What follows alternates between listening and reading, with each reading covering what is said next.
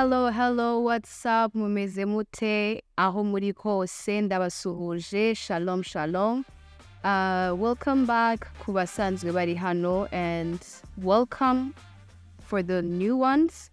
Please subscribe kugira ngo ube one of the family members. So we are glad to be here again. Let me introduce you to someone we're having today. And here we go. We're welcoming you. Thank you. Usevuge kakazina cyangwa ngareke uvuge ibisanzwe. Oya tuvuge ibisanzwe. Ibyo ni babwira ko ngako rero. Nitwa Ornella, nishimiye mbona namwe. Good. Well, today turaza kuza kuvuga about the journey of Christianity in general. Hari abantu benshi batekereza ko iyo uri umukristo hari ibyo ukwiye gukora, hari ibyo udakwiye gukora, hari ukuba wahindutse, hari ukuba wagize gute, ariko ni byiza ko ukwiye kumenya ko bwa mbere ukwiye kugendana n'Imana yawe. So, we're not here to determine any of what you're going to have in the journey or what, but we're just be talking about like in general. So, before we start, ugeze kumbaza ikibazo ngo kubera iki namutumiye uri kumva nihe babona gutumiza Niyo babona ko wajije nsubiza uri kumva we're guessing nkunda cyane. right. Okay, saying about that, she's my favorite cousin sister. Niyo mpamvu nyine niko ko mukunda cyane, right? Ku mutima. So first of all, the first question cyangwa se the introduction, please let us know about how you've been saved, in general, like your journey. How's been your journey? How can we refer the journey of Ornella, Muri, salvation, muri this? You just can give us a summary of like 2 minutes. Ntabwo iri dramatic cyangwa ntabwo ifite story irenze, gusa ni navukiye mu muryango usenga, tugenda muri ekodi dusenga, tuvuga ko gusenga ari byiza, nkura gutyo numva ko it's very important for me to go to church, to pray, to have a relationship. Well, at first, to have a relationship with God ubyumva gutyo wumvaga ko ari Imana, ariko iyo ugenda ukura wumva ko having a personal relationship with God is important. So nkura gutyo numva ko biri important, urakura hakaza ibintu byinshi kuko uri gukura, you're finding yourself, you're finding your identity, what you like. Giza. Oh yeah? I didn't necessarily say that. Nuko nyine, it comes with different things zo kwifindinga, zo gushaka ibyo ukunda n'ibyo udakunda, what works for you, what doesn't work for you, what wese dufite ibintu bitwanda tukora. Bref, njyewe rero niko byagenze nyine nabyisanzemo ndabikunda, and it's still working for me and will work for me forever. Ahantu ngeze kugenda. So, well, nagira ngo mucokoza tubwire neza kuko let's just be realistic, okay? Hari types ubundi tuzi ebyiri z'abantu bari into this journey. Ngo hari Petero wakomezaga ayibitsaho akantu k'agakota. Yego. Mbese ntabwo yahoraga dutungura, ntabwo twabaga tuzi se Petero ahagaze hehe muri this journey nyine, you know. Uyu munsi akabwira Yesu ati ndagukunda, mva, I can take a bullet for you. And another time agahita avuga ati se ko twasize ibyacu, you know, bimeze biti. No kugeza ku munota wanyu baje gufata Jesus kugira bamcrucifying, yaragifite inkota, remember?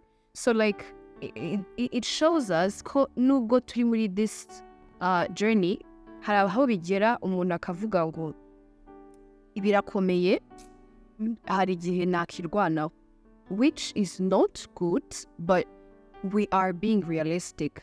People can be people. Yeah. Hakaba n'indi type ya Paulo. Paul iwe yarabizi neza ko once Imana imubwiye ngo undenganyiriza iki, akamenya ko ari kurenganyiza ubwoko bw'Imana, ukuri n'ibiki byose, yavuze ndahindukiye. So like I'm not gonna say would you pour out to give what type of person you were. Ariko, have you experienced any of the two, like? And I relate to them. Yeah. Njyewe rero, I think I would relate with Peter more. Kubera reka mbanze mvuge about Paul. Paul impamvu it was straightforward agenda agiye. Kuko we nyine, first of all, ukaba batubwira ukuntu yari afite babyita gute, imbaraga zije, courage zamurenze, nyine ariyo mpamvu yicaga n'aba Christians. Noneho we karagiteri ye ukuntu yari imeze, yari umuntu usanzwe ukora ku murongo, ikigomba gukora kigomba gukora.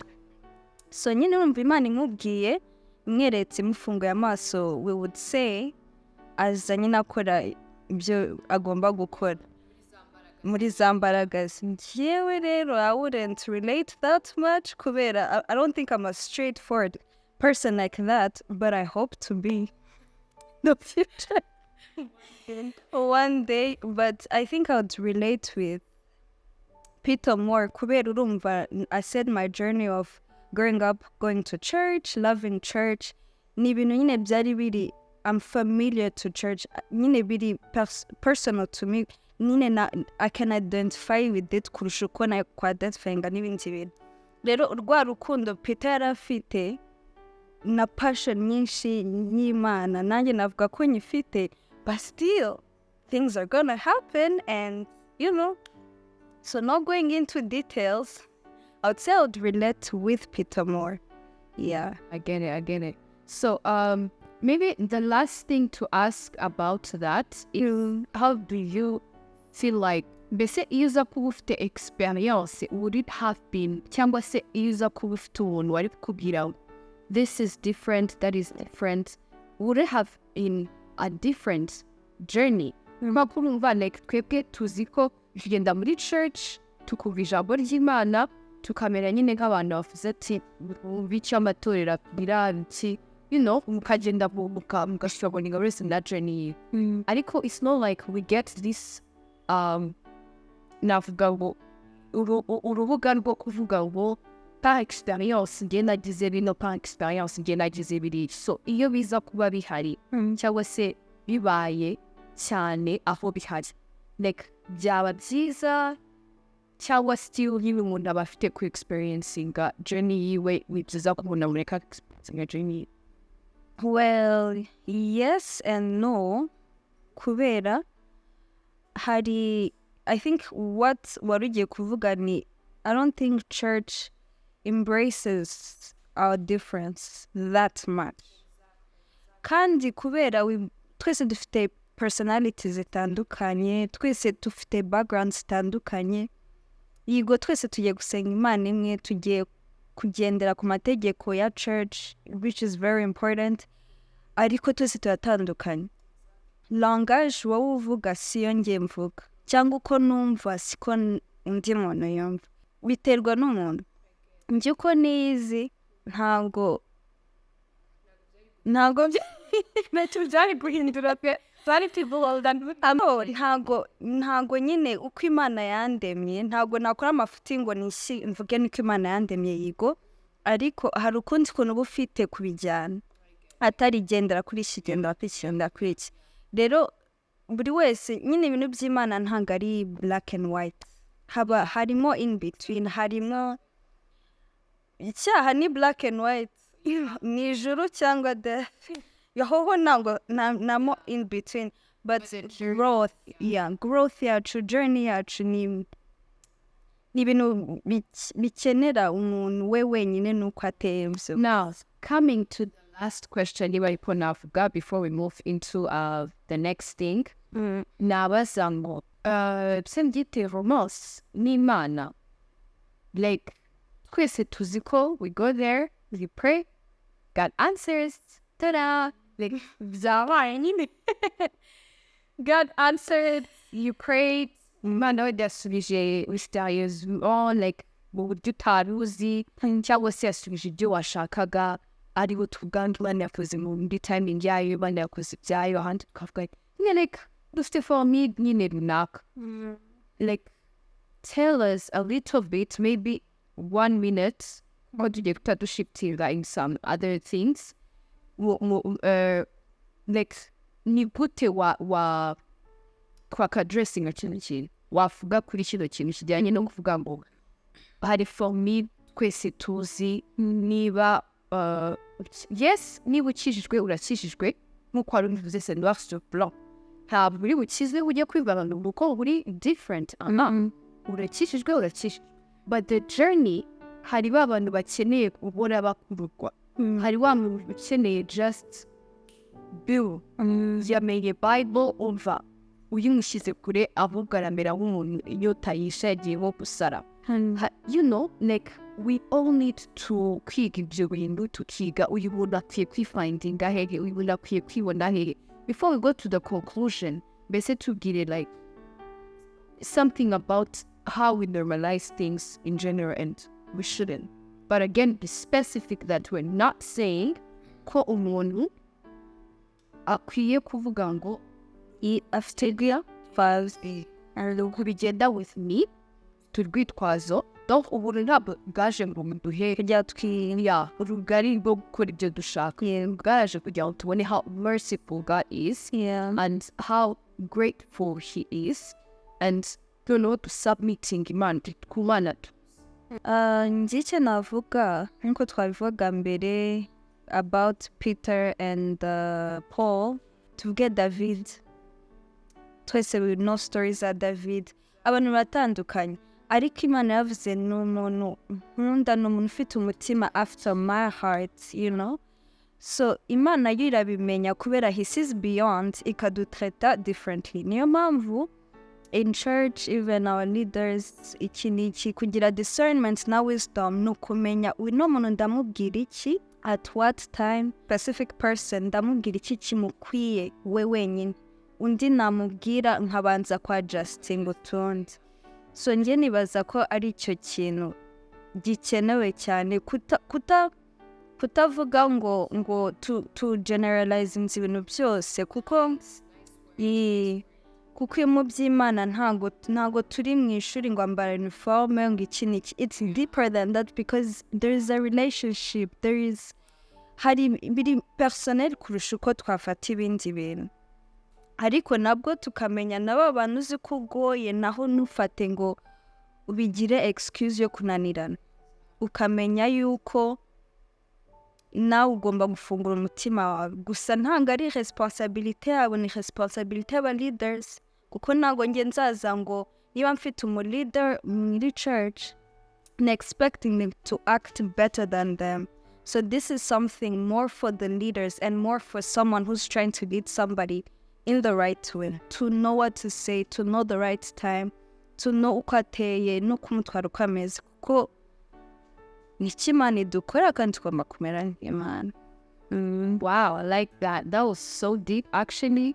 At the end of the day uvuzemo amagambo, amavokabulari tutigeze twitaho kumenya, ariko like umwuka wa discernment, umwuka wo kumenya, umwuka wo kushishoza, like ukabasha umwuka hano mu Kinyarwanda twaza gutera ko kumenya kurushaho, niba ariko nabyita gutoranya se oya discernment na like ni discernment barabyumva, baraza kubyumva. Just use Google, just use turi gukonkluwa wamukoresheje amagambo, niba it was nice and it was, you know, what we needed. I don't feel like we should even go beyond that. But just to spice it up, let me have 2 questions for you, Karen, before you go. Mbere yuko tuvuga ngo byose byari amagambo, turebe ko isomari biriya. You're about to immerse on the internet. You see, Joe? Who wrote the book of Revelation? John. Right? Yeah. I've been telling you, I know the Bible, I know my Bible. Vai, essa sis, ariko se boneka tuvuge ngo ariko hano harimo utubazo mbona tw'abana ntabwo mbikunze wapipe. And maybe what else can I say? What is the shortest book in the New Testament?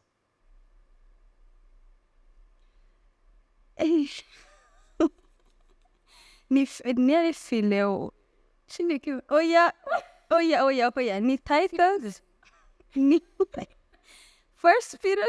I know it has first and Okay, last chance. nah, I don't know. Not since gonna be me. Okay, give me a hint. Icyo tamuye hint. Akurumva ko nashyizemo cya mbere n'icya kabiri. Wavuze Peter atandukanye na John. I said it has 1 and 2. Ubwo nyine ni first Genesis. I'm trying. Cindy, maybe from my mind, nde wamenye ko Kristo ari umukiza idini yabaga presented muri temple. The women.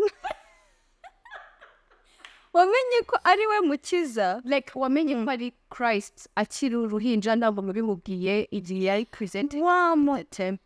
Yego, ntabwo ari wa musaza. We nyine ubusa. Wa musaza wavuze simfa ngiye tutabonanye. Yeah, ibi by'ibyo yavuze ari muri ninde. Siko ari umusaza ariko Avuze ngo simfa tutabonanye. nyine I would love to like die ari uko mubonye, and then after I die Yaravuze ngo amaze kumuterura yaravuze ngo now I can die. ngo amaso yanjye ni kwa Imana yari yarahanuriwe n'umwuka agafatira. Ntabwo Miliyoni wa mwana. Yego, it was that easy. Numvaga ari ikijambo ry'amazina nyine ya kera. Anyways, to just tell you what you gotta do. Wapi sinshaka kubisubiramo, but again, share, comment, subscribe, mumenye ko twe turi kumwe na Izere behind the camera. Thank you so much, and we're gonna thank you. When you urabyumva gukomeza urumva ahantu wagiye utegerwa, it was that easy. Urabyibagiga ngo ni wa musaza. Ariko nari namugize. Wari wabushoboye, wari wamubonye. So thank you so much. Is there anything you want to tell them? Well, I want to say thank you for having me. Thank you to the host.